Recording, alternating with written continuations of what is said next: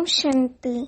आज 22 अप्रैल 2023 के बाबा के साकार महावाक्य।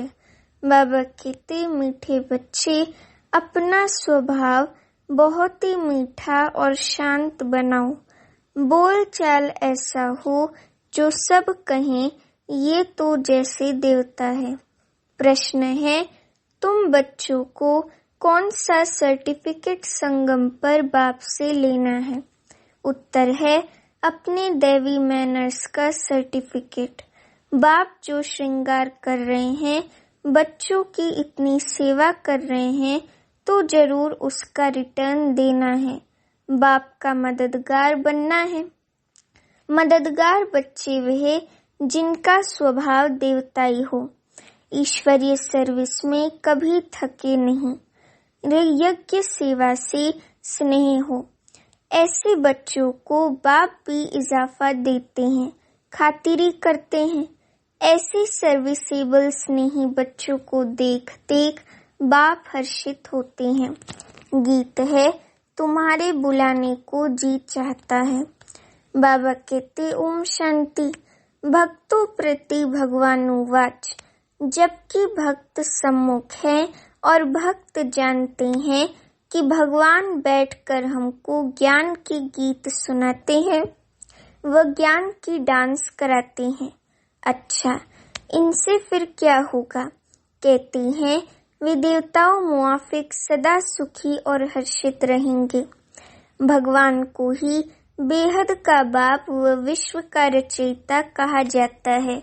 वे है स्वर्ग का रचता। विश्व पहले पहले स्वर्ग है, फिर बाद में नरक बनती है। तो अब है नरक। मनुष्य भक्ति मार्ग में धक्के खाते रहते हैं। भक्त भगवान को याद करते हैं। आत्मा समझती है पाप हमारे लिए स्वर्ग की सौगात ले आएंगे। वही रचयिता है। स्वर्ग का मालिक बनाने लिए आकर राजयोग सिखाते हैं। कहते हैं, बाप को और विश्व के मालिक पने को याद करो। जब विश्व का रचयिता बुद्धि में आता है तो समझा जाता है परम पिता परमात्मा नई विश्व रचते हैं। ये विश्व मनुष्य मात्र के रहने का स्थान है। बाप बेहद का मालिक है तो जरूर बेहद की बड़ी दुनिया ही रचेंगे। कोई छोटा घर तो तुम्हारे लिए नहीं बनाएंगे। वे तो लौकिक बाप बनाते रहते हैं, ये तो नया विश्व बनाते हैं। तुम बच्चों के लिए विश्व घर है, अर्थात पार्ट बजाने का स्थान है। तुम जानते हो हम भारतवासी हैं तो घर के हुए ना। अब भारतवासी अपने को हद के मालिक समझते हैं, परंतु भारतवासी बेहद दुनिया के वासी थे। बाप बहुत अच्छी रीति समझाते हैं, परंतु तुम बच्चे घड़ी घड़ी भूल जाते हो, शुक्रिया भी नहीं मानते हो। बेहद का बाप आकर के बेहद का विश्व अथवा नया घर बनाते हैं। वे है स्वर्ग। ऐसे नहीं बेहद का नरक रचने वाला बाप है, नहीं। बाप तो आकर स्वर्ग रचते हैं और उस स्वर्ग का फिर बच्चों को मालिक बनाते हैं। गोया नई दुनिया, नए विश्व का मालिक तुमको बनाते हैं। इस विश्व के मालिक लक्ष्मी नारायण भारत में थे। उस समय और कोई धर्म नहीं था, सिर्फ भारत ही था। बाप कितना अच्छी रीति समझाते हैं, परंतु बच्चों को वे नशा नहीं चढ़ता है। बच्चे हद के नशे में रहते हैं। आत्मा को नशा रहता है ना। आत्मा का शरीर बड़ा होता है तो इन ऑर्गन से सब वर्णन कर सकते हो। छोटा बच्चा तो नहीं कहेगा कि मैं विश्व का मालिक हूँ व फलाना हूँ। बालिग अवस्था में आने से समझते हैं हम मालिक हैं। तुम कोई छोटे तो नहीं हो, तुम तो बड़े हो। बाप ने भी बुजुर्ग शरीर लिया, शिव बाबा ने भी बुजुर्ग ब्रह्मातन लिया है। समझते हैं बाप विश्व का रचयिता है, मालिक नहीं बनते हैं। अक्षर कहने में भी कहाँ कहाँ भूल हो जाती है। बाप है विश्व का रचयिता। कहते हैं मैं विश्व की राजाई नहीं करता हूँ, सारी सृष्टि का रचयिता मैं एक हूँ। अक्षर अक्षर रिफाइन कर समझाना पड़ता है। बाप विश्व का रचता डायरेक्ट समझा रहे हैं, हम तुमको विश्व का मालिक बनाने आया हूँ। ऐसे नहीं सिर्फ भारत का मालिक बनाने आया हूँ। इस समय जो भारत के मालिक हैं उन्हें वे सुख थोड़े ही है, अभी सब कब्र दाखिल होने हैं। इसको कहा जाता है कयामत का समय। विश्व का रचता जरूर गॉड को कहा जाएगा, वही न्यू वर्ल्ड का क्रिएटर है। न्यू वर्ल्ड को स्वर्ग, पुरानी वर्ल्ड को नर्क कहेंगे। तुम बच्चों में भी नंबरवार समझते हैं, जिनमें ज्ञान कम है उनको इतनी खुशी नहीं रहती है। माया खुशी में रहने नहीं देती है। बच्चे देही अभिमानी होते नहीं, देह अभिमान आने से ही फिर सब विकार सामना करते हैं। तुम बच्चे जानते हो हम आत्माओं का बाप वे है शिव बाबा। भक्त सब बुलाते हैं, आकर हमको कुछ सुनाओ। लिखा हुआ है भगवानुवाच, मैं आया हूँ तुमको स्वर्ग का मालिक बनाने, तुमको लायक बनाता हूँ। तुमको सारे विश्व की हिस्ट्री ज्योग्राफी सुनाता हूँ। इस बेहद के ड्रामा में कौन कौन मुख्य एक्टर्स हैं। तुम्हारी बुद्धि चली जाती है बेहद में। ड्रामा में मूल वतन, सूक्ष्म वतन, स्थूल वतन सब आ जाते हैं। तुम्हारे में भी कोई है जो इन बातों को अच्छी रीति समझते हैं। कोई को धारणा नहीं होती है, क्योंकि अनेक जन्मों से अजामिल हैं। वह संस्कार हैं, ऐसे गर्म तवे हैं जो बिल्कुल धारणा नहीं होती है। उनका भी उद्धार होता है। कम से कम स्वर्ग में तो जाते हैं, दास दासी बनते हैं, प्रजा में जाते हैं। उद्धार का मतलब है स्वर्ग में तो ले जाते हैं ना, बाकी पद तो पुरुषार्थ अनुसार ही मिलता है। यदि धारणा नहीं करते हैं तो स्वर्ग में तो जाएंगे, परंतु दास दासी का पद मिलेगा। बच्चों को कितना भी समझाते हैं, परंतु जैसे गर्म तवे पर पानी, तो समझा जाता है उस वासना संस्कार वाले हैं। सन्यासी भी वासना संस्कार ले जाते हैं ना। जन्म लेंगे फिर सन्यास करने का ख्याल होगा। ये बातें भी यहाँ समझाई जाती हैं। सतयुग में तो विकार की बात ही नहीं, वहाँ जन्म जन्मांतर निर्विकारी पने का संस्कार रहता है, माया ही नहीं है। यहाँ तो बच्चों को सुधारने की बहुत कोशिश करते हैं। कोई तो बिल्कुल ही मैले कपड़े हैं, को थोड़ी ही सूटी लगाई जाती है तो एकदम फट पड़ते हैं। धोबी भी कपड़े की संभाल करते हैं, परंतु कोई सड़ा हुआ कपड़ा होता है तो फट पड़ता है, फिर आश्चर्यवत भागंती हो जाते हैं। बाप कितना मेहनत करते हैं, राजयोग सिखला रहे हैं। वही रहम दिल है जो सब पर रहम करते हैं।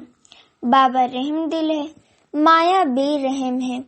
माया ने सत्यानाश कर दी है, इसलिए कहते हैं मैं कल्प कल्प कल्प के संगम युगी आता हूँ।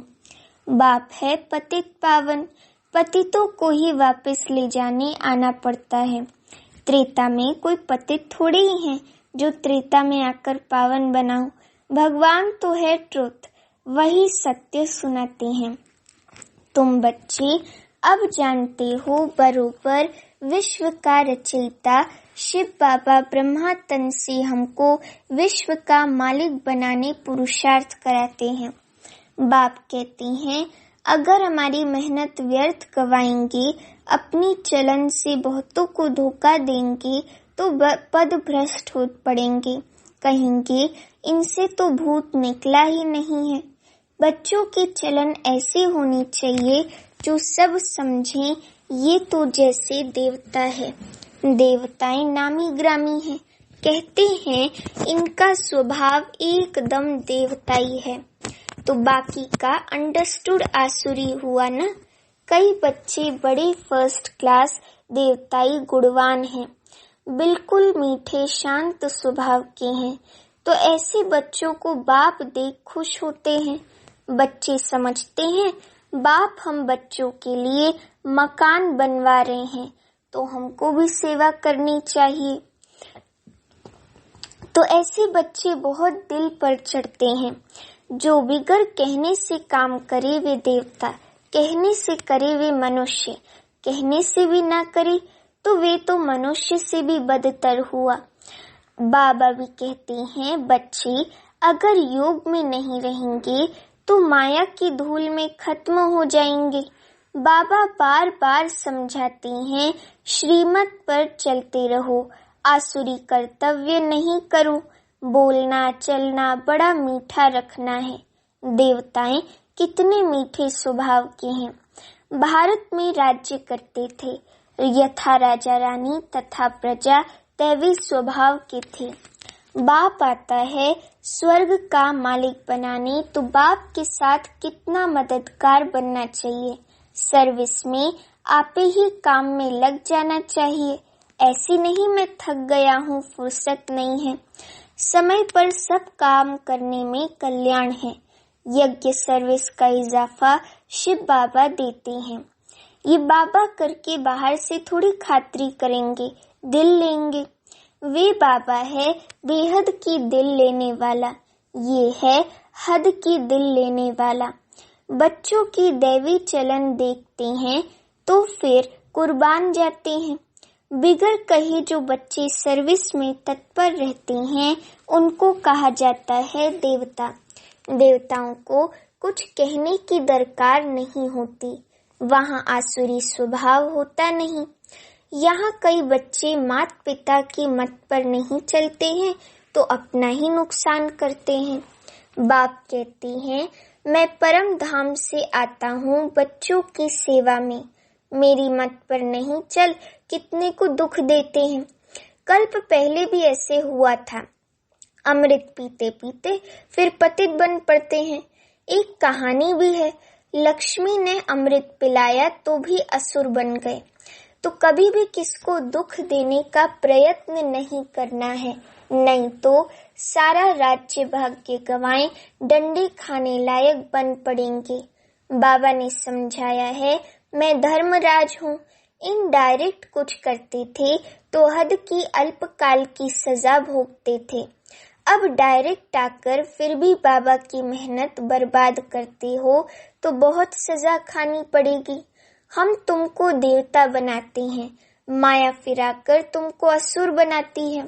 बाप बार बार समझाते हैं दैवी गुण धारण करो। गाया भी हुआ है, राम राज्य में जानवर भी एक दो को प्यार करते थे, इकट्ठे एक तालाब पर जल पीते थे। यहाँ तो अमृत पीकर फिर असुर बन ट्रेटर बन पड़ते हैं। ब्राह्मण कुलभूषणों को फिर तकलीफ देते हैं, उनकी फिर कितनी दुर्गति होती होगी। बाप आती हैं सदगति देने। तो तुम बच्चों को दैवी गुण वाला बनना है, आप ही सर्विस करनी है। बाप भी सर्टिफिकेट देंगे। जो निश्चय बुद्धि अच्छे हैं वे सदैव बाप को याद करते रहेंगे। उनको ख्याल रहता है नाम बदनाम नहीं करेंगे, आसुरी गुण नहीं दिखाएंगे। अभी तो सब नंबरवार पुरुषार्थी हैं। सिर्फ ये निश्चय रहना चाहिए हम गॉड फादरली स्टूडेंट्स हैं। भगवानुवाच बच्चों प्रति कि मैं तुमको पढ़ाकर राजाओं का राजा बनाता हूँ, तुमको योग और ज्ञान सिखलाता हूँ। तुम देही अभिमानी बनो, मैं तुमको ले जाने के लिए आया हूँ। तुम आत्माएं मच्छरों सदृश मेरे को फॉलो करेंगी। बरोबर महाभारत लड़ाई लगी है तो मच्छरों सदृश फॉलो किया है पंडे को। बाबा पंडा है, कहते हैं मैं लिबरेट करने आया हूँ। तुम माया के फंदे में बड़े दुखी हो, एक तो गर्भ जेल में जाते हो, दूसरा, फिर उस जेल में भी जाना भी मनुष्यों के लिए बड़ा सहज हो गया है। बड़ी खुशी से जेल में जाते हैं। एक दो को देख भूख हड़ताल आदि भी करने लग पड़ते हैं। अपनी आत्मा को दुख देने लिए क्या क्या करते हैं। इनको आत्मघात कहा जाता है। शरीर तंदुरुस्त है तो आत्मा कहती है मैं सुखी हूँ, तंदुरुस्त नहीं है तो आत्मा कहती है मैं दुखी हूँ।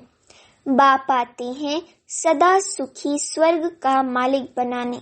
विश्व का मालिक कहते हैं मैं नए विश्व का रचयिता हूँ, इसलिए मुझे मालिक कहते हैं। परंतु मैं राज्य नहीं करता हूँ। सब भक्त मुझे पूजते हैं, कहते हैं हे भगवान आओ, आकर हमको इस कलयुगी दुखों से छुड़ाओ, निर्वाण धाम व स्वर्ग धाम में भेज दो। बाप पहले सुख धाम में भेज देते हैं, फिर माया दुख धाम बनाती है। ऐसे ये चक्र फिरता है। बाप कहते हैं बच्चे अब गफलत छोड़ो। माया बहुत अकर्तव्य कार्य कराती है, जिससे पद भ्रष्ट हो पड़ेगा। बाप को जान पहचान उनकी मत पर चलने से तुम श्रेष्ठ बन सकेंगे, नहीं तो बहुत सजाएं खाएंगे। जैसे ईश्वर की महिमा अपरम अपार है, वैसे सजा खाने की दुर्दशा भी अपरम अपार है। कयामत का समय है। बाबा सबका हिसाब किताब चुकतू कराते हैं। सजाएं खाने वाली इस माला में नहीं आएंगी। बाप कहते हैं सिर्फ इतना याद करो, विश्व का रचयिता नॉलेजफुल गॉड फादर हमको पढ़ाते हैं। वह जरूर विश्व के मालिक पने का वर्षा देंगे। इतना याद रखें तो भी हंसते खेलते रहेंगे, मना उमंग उत्साह में रहेंगे, खुशी की खुमारी होगी। बाबा कहते अच्छा, मीठे मीठे सीखे लदे बच्चों प्रति माता पिता बाप दादा का याद प्यार और गुड मॉर्निंग। रूहानी बाप की रूहानी बच्चों को नमस्ते। अभी हम रूहानी बच्चों की रूहानी माता पिता बाप दादा को याद प्यार गुड मॉर्निंग और नमस्ते। धारणा के लिए मुख्य सार। पहली पॉइंट, अपना बोल चाल बहुत मीठा रखना है। कोई आसुरी कर्तव्य नहीं करना है, दैवी मैनर्स धारण करने हैं। दूसरा, बाप की सर्विस में बिगर कहे मददगार बनना है। बाप की मेहनत का रिटर्न अवश्य देना है, गफलत नहीं करनी है। वरदान, बुद्धि रूपी विमान द्वारा सेकंड में तीनों लोकों का सैर करने वाले सहज योगी भव। वरदान का स्पष्टीकरण। बाप दादा बच्चों को निमंत्रण देते हैं कि बच्चे संकल्प का स्विच ऑन करो और वतन में पहुंचकर सूर्य की किरणें लो, चंद्रमा की चांदनी भी लो, पिकनिक भी करो और खेल कूद भी करो। इसके लिए सिर्फ बुद्धि रूपी विमान में डबल रिफाइन पेट्रोल की आवश्यकता है। डबल रिफाइन अर्थात एक निराकारी निश्चय का नशा कि मैं आत्मा हूँ, बाप का बच्चा हूँ। दूसरा, साकार रूप में सर्व संबंधों का नशा। ये नशा और खुशी सहज योगी भी बना देगी और तीनों लोकों का सैर भी करते रहेंगे। स्लोगन, श्रेष्ठ कर्म का ज्ञान ही श्रेष्ठ भाग्य की लकीर खींचने का कलम है। अच्छा, ओम शांति।